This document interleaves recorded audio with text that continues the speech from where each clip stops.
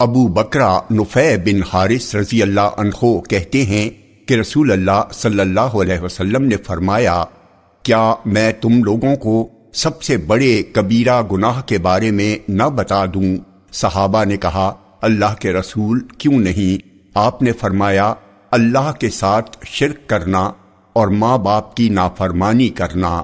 راوی کہتے ہیں آپ اٹھ بیٹھے حالانکہ آپ ٹیک لگائے ہوئے تھے، پھر فرمایا، اور جھوٹی گواہی دینا یا جھوٹی بات کہنا۔ رسول اللہ صلی اللہ علیہ وسلم بار بار اسے دہراتے رہے، یہاں تک کہ ہم نے کہا کاش آپ خاموش ہو جاتے۔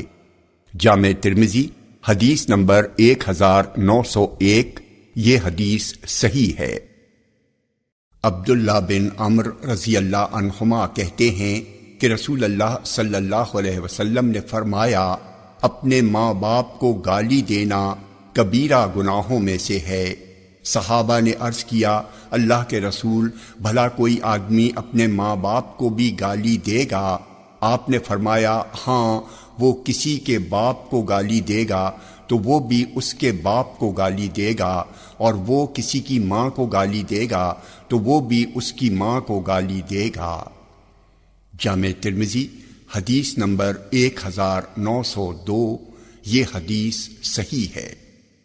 عبداللہ بن عمر رضی اللہ عنہما کہتے ہیں کہ میں نے رسول اللہ صلی اللہ علیہ وسلم کو فرماتے ہوئے سنا، سب سے بہتر سلوک اور سب سے اچھا برتاؤ یہ ہے کہ آدمی اپنے باپ کے دوستوں کے ساتھ صلہ رحمی کرے۔ جامع ترمذی حدیث نمبر 1903، یہ حدیث صحیح ہے۔